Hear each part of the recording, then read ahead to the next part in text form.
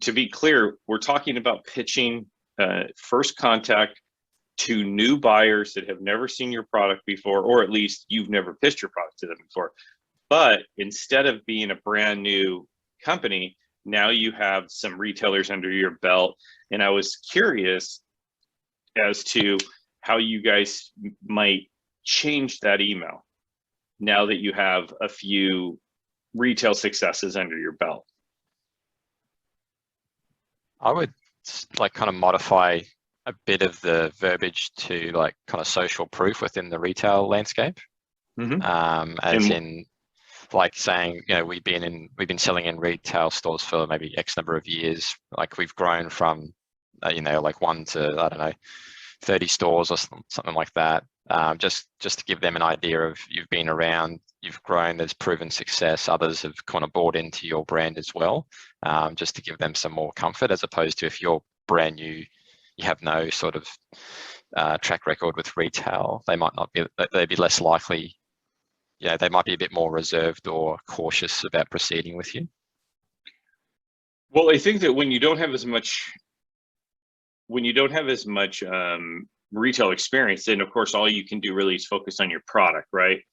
And that's why I say everybody's got to sell at least 200 units on Amazon or on your own website somewhere. We got to have some sales before we start talking even to specialty buyers, because if we don't have anything, we're asking them, hey, you know, I can't sell my own product on my own website, but I want you to sell it. And that's just not a fair ask. So we will always have some sort of understanding of what our customer thinks of the product, whether they like it, is it selling, is it picking up?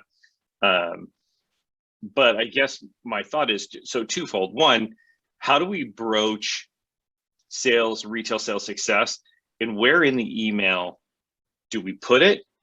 And what do we take out to put it there?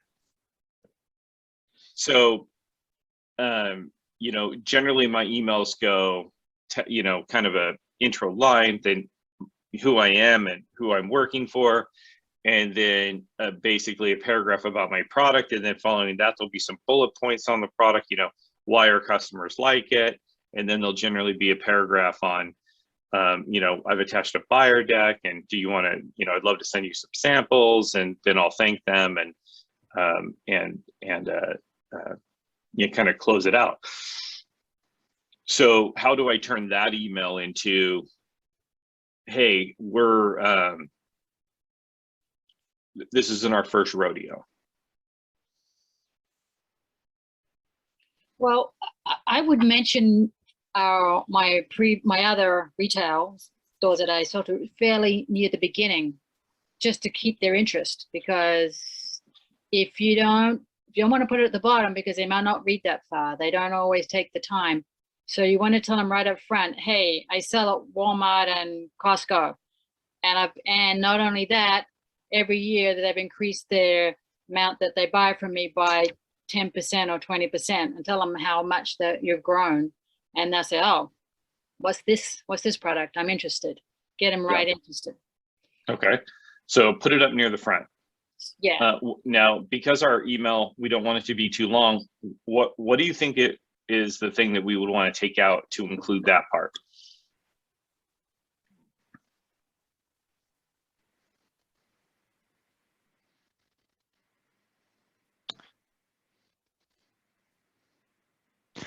Do you want to put less reliance on the product, like less content on the product? Do you know what I mean? Like if you're saying if you're brand new, you're trying to like, the selling points is kind of, you're trying to expand on everything on the product. Maybe you kind of shorten, maybe just shorten what that is, condense it to the kind of the metrics maybe it's doing in the retail stores. Yeah, so I think exactly what you're thinking. You know, every email is designed to do one thing. And what's that one thing? Create interest. And then what do we want them to do? Ask questions. But what do we want them to do? What are we sending them in the email? What do we want them to do? We don't know whether they have interest. We don't know if they're asking questions because we're on email. So reply. Send us. Yeah, we want them to open up our slide deck. Our slide deck, right? So in our generic email where we don't have a lot of experience, we spend a lot of time talking about the benefits of our product and what our customer thinks about it, in hopes that that will intrigue them enough to open up our slide deck. Just as Connor was alluding to, I think we can take some of that out if we have other compelling things that are even more compelling than the product and its features, which also kind of tags onto a little bit of FOMO, right? Fear of missing out, which buyers hate that. Buyers, last thing a buyer wants is to miss a friggin' trend and be out in the cold. So I certainly think we can cut down, or even in some cases eliminate the all this information about the product, because they can find that still also in the deck on an area where we don't have any experience. We're using that information as a precursor. You're going to learn more about that stuff in the deck when you open it. But in fact, generally, it's mostly the same things. We just pulled the highlights out and put them in the email, right? So yeah, I think you guys are exactly right. And then there's one last piece that I decided in this email I'm about to show you. This is my email. This is our, my next step in pitching this product that I'm taking you guys on. Is I wrote my pitch emails, or my pitch email, and I put myself in a different mindset when I wrote it. Instead of the mindset of, gee, I hope you like my product, or gee, I hope you open this, or gee, I hope anything. I really put myself in the mindset of, I don't care if you open it. We're crushing it anyway. And I said, how would I write this email if I really didn't care? If we're doing so well that they would just be lucky to take it, lucky to have it, and I really like closed my eyes, and I don't want to say like I zened myself into that mode. Hold on, guys, I'm going to turn on my air conditioner. But I kind of did, and I learned a really good lesson when I was training to do voiceovers years and years ago, and that was that the expression on my face could significantly change my voice and my enthusiasm level, and my and how my voice came across based on the thing I was pitching. If I was happy, but I was like talking like this, but if I started to smile, I was like, all of a sudden my voice changes. I didn't originally know that. And so I'm thinking, well, same thing's got to be true here. You're writing in hopes that something's going to happen, or you're writing in a more confident position that, yeah, take it or leave it, guys. We're moving on to the next one. And so that's what I did when I wrote this email. And what came out of that process was something also very strange, which was I put a little blurb at the very top of the email referencing the deck, which I've never done before. I've never referenced the deck in basically the first paragraph of the email. And I was like, why did I do that? Why did I do that? I don't know. I couldn't, but it just came out in this new person I was being. So, and I started thinking, if I'm so confident that this is a home run, it's been a home run, it's going to be a home run at your store, at your company, you might just want to skip down to the deck and check it out. And that's kind of how I was feeling. Look, yeah, you don't need to go down through the rest of this stuff. You want to just go to the deck and give me a call? Let's do that. So, all right, so I'm going to pull it up. You guys can take a look. Who are you sending these emails to? Buyers? Yep, these emails are going to buyers like Pottery Barn Kids, Dillard's. Yeah. So let me share. So what you want to do is, if say something like, if your retail sales are good, you don't have room for anything, like if your sales are good and you're happy with everything, do not open this email. No, I think it was more in the thing of my sales are good. We're crushing it. So if you choose not to take advantage of this offer, really not hurting me at all, you're really hurting yourself. That's the kind of mode I put myself in, and this is the email that came out of that. So you guys tell me when you're done, because I have to scroll it. Definitely got that a positive, confident, skipping along and with the joys of sales kind of vibe to it, which I really like. It's got a little swagger, right? It has a swagger, yeah. Yeah, and it's not a needy email. It's not a it's not a, I'm not begging or and this, like I said, really blew me away putting that there. Right here, I think is a very strong paragraph. Over the past, decade, we've done this, this, and this. And then instead of saying, hey, we've done well, I'm just like right out there. Hey, here's our retail partners. Like, yeah, here's our resume. Right. Take it or leave it, so to speak. Yeah, well, I mean, do you want to be part of this list, right? Right. Gosh, It's a nice list. hold on. Definitely.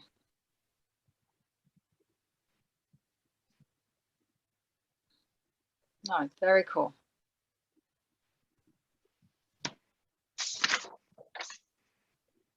There was also, what's that? I was going to say, I like your second to last paragraph there. However, you can look or you can try. Let's be honest, trying is way more fun. I like that. That's a little bit of the whimsical swagger, right? Yeah, It's absolutely. I actually came up with that line with my new client that we're selling Bloody Mary mixes. And it really fits into Bloody Mary mixes. Like, you can look, but trying is way more fun. But I kind of liked it for this email too. This is also a line that I really liked. We're excited to bring our customer and brand to, Target, and look forward to a phone or a Zoom conversation. I'm just like, we're going right to the phone or Zoom conversation. And that's what I'm doing. I'm not asking you to carry my product. I'm actually offering to bring you my brand and my customer. And so this all kind of comes from a line I read in a Tim Ferriss book, where when he's trying to problem solve, he generally, when he's at his wit's end and he can't think of any other solution, he asks himself generally, what would it be like if it was easy? And generally that gives him a very clear, concise, because we know it's hard, we know it's difficult, we're approaching it like it is difficult, we're approaching it like it is tremendously arduous. But what would we do, or how would we act if it was easy? And what would it look like if it was easy? And that email kind of is what it looks like if it's easy. Now, I have no idea whether anybody's going to respond to that. We'll see that in the coming weeks. But I think it's a good exercise. And even if we don't have these strong retailers, you can substitute something else in that paragraph, right? Like there, this is our current sales story. We've done this, we launched here, we did this, we crushed it on Amazon, we crushed it on our own website. You can substitute other things in that paragraph right there of, they may not be as strong as Costco and Walmart and Container Store, but the overall swagger of it can still feel the same. And another thing I thought to myself is, if it were easy, I would just be talking to the buyer like, listen, man, or listen, girl, whatever, listen, person, this is what I got. What do you think? This is what's happening with it. This is why people love it. What do you think? You want to expand this category and really, jump on board with what's going on? To me, that's what it would be like if it was easy. And they would either say, yeah, I do, or no, I don't, or I don't understand, tell me more. But so often we approach things so gingerly, like I'm sorry to bother you. I know you're busy. You know, you may be eating lunch at your desk and just knocking. You know, just to, you know, and I think that I'm just as guilty of that as anybody, coming in very sheepishly, and so I think that you know, if we can't figure out anything to have swagger about our product, then we're probably not ready to go to retail. But we can create an email that makes it seem like, listen, I'm offering you something. I'm not asking you something. Just let that sink into your brain for a minute. I'm offering you something. I'm not asking. I'm offering. I'm offering you opportunity. I'm offering you sales. I'm offering you margin. I'm offering you customers. I'm offering you brand recognition. I'm offering these things to you. I'm not asking if you would do it, if you might do it, if you would consider it, if you'd think about it, if you'd open it, if you'd not open it, if you tell me, if you not tell me. It kind of hit me like a lightning bolt. You know, we can either offer or we can ask, but I think offer is way stronger. What do you guys think? Absolutely.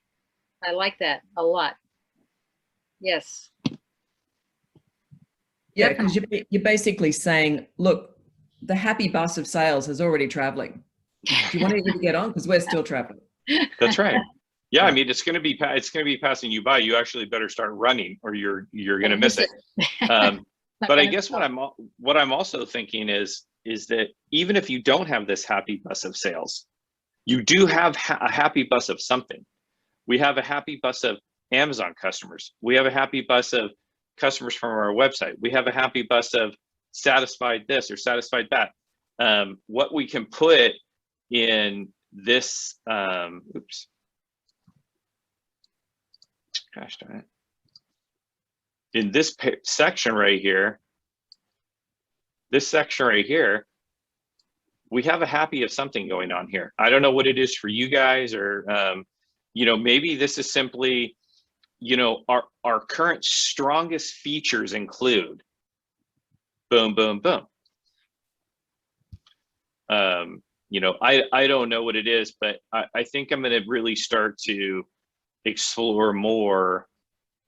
And like I said, I could send this out and nobody could respond, but that doesn't mean I'm going to abandon it. I think that we're on to something. It's just like Hoping said in the comments, which is, like I said, which was also present in my voiceover career, which was who I act, who I think I am, comes through in my voice. It's, you know, people don't, unless you're Andrea Bocelli, you know, people don't just open their mouth and magic comes out. You know, I don't know if you've ever seen Andrea Bocelli in concert, but he walks up to the stage and he just stands there and he goes, and this magic comes out of his mouth. He doesn't go like this. He doesn't go, and then he just goes, ah, you know, I mean, it's just, I mean, so he's like the one guy on the planet that he can just open his mouth and magic. For the rest of us, we have to act as if a little bit. And so I guess that's what I'm talking about. And I think the concept of offering rather than asking has power to it.